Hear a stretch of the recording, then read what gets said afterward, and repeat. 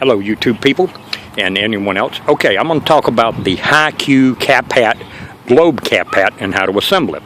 If you'll notice, this is the top of the bracket, and there's a 1-foot shaft down here to the next one. You put the first stainless steel rod in right here, and you screw down the Allen. Put them all in if you want to initially.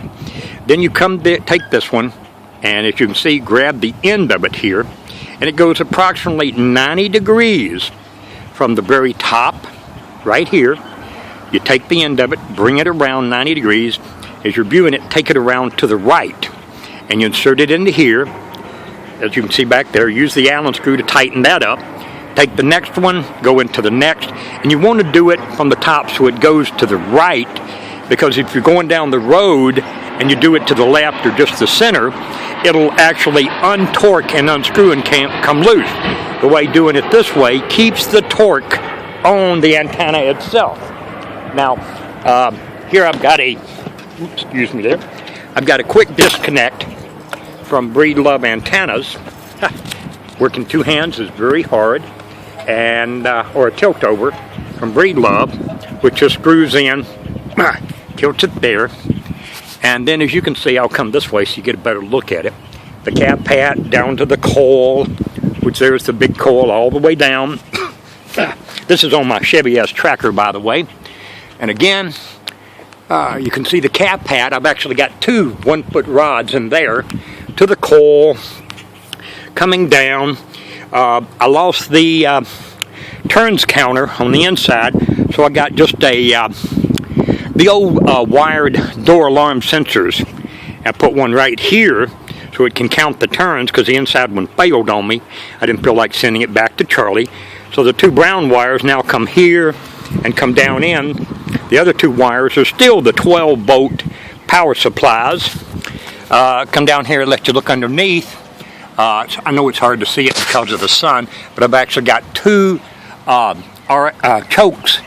One for the Counts turner and one back here for the 12-volt supply, real close there, which it's real hard to see because of the daylight. But as we step back, you can see the antenna go up, and there's the cap hat and everything on top. You notice there's not a whip on top, because that really doesn't serve any purpose. Right now it's about 10 foot tall off the ground there. We'll continue in a few minutes. Since this is a continuing videation for a friend of mine, there's the 4-farad capacitor you see right there. I've got the positive and negative wires coming over here. By the way, this is an SGC SG500.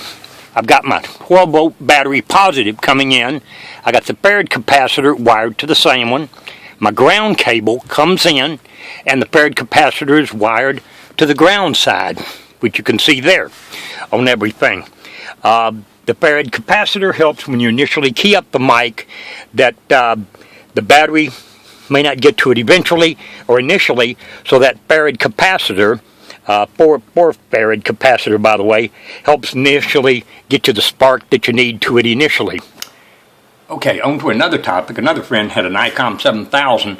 I was showing him how to adjust the bandwidth and all that. If you'll go to youtube.com, search for adjust ICOM 7000 TBW, what'll come up is several of them. First one is how to adjust ICOM 7000 TBW audio, then TBW for FM repeaters, etc., etc., etc. So this first one by N2RRYNE, which was a year ago, is an excellent on adjusting it for your HF there also. Hang on just a second. Okay, he also asked me to put in a couple other things here. You need a shunt coil with Charlie's antenna.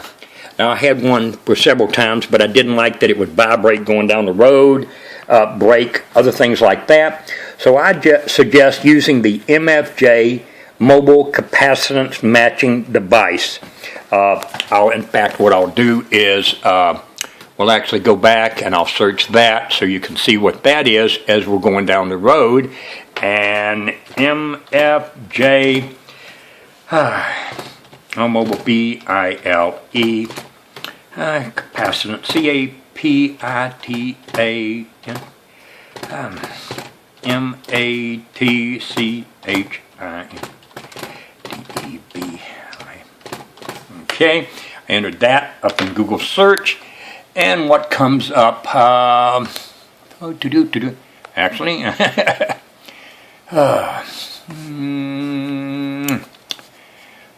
actually, I don't see it. Oh, okay, there it is, the MFJ94E, which I believe is it. We'll click on that and see what comes up.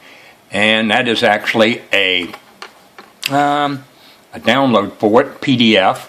So we'll give that a couple of seconds, hopefully. There it is. Got a pretty fast internet connection. It's a mobile tuner. You can actually go and look for that up. And that's the mobile tuner. That isn't what I wanted there. So, again, I've messed up. I'm sorry about that. MFJ dash. I think that's what that is, a 942. I don't see it, but I believe that's what it is, the 942 matching device. That way you don't have to put a shunt coil on the outside. Really, I've experimented with it.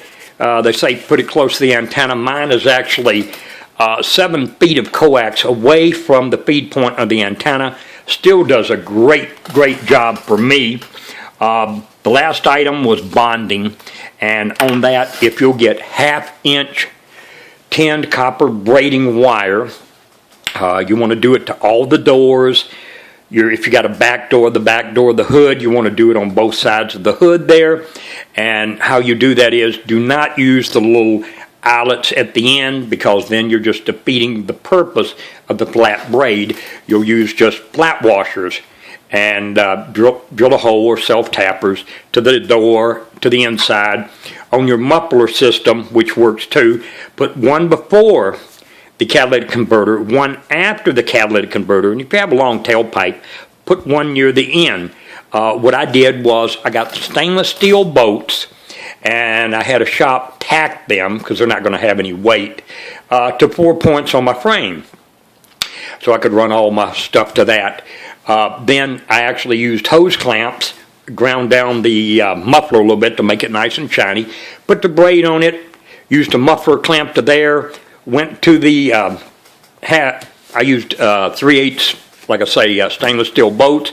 The best way to do that again is put a flat washer on, take your flat braid, stick a pencil through it to make a little hole, put that on the braid, on the bolt, put another flat washer on, and then a nut. You can also use the, I know you've seen the television commercials of the liquid rubber, black rubber, spraying, makes it seal. Spray the bolts and nuts with that. That way you don't get any rust in there or anything.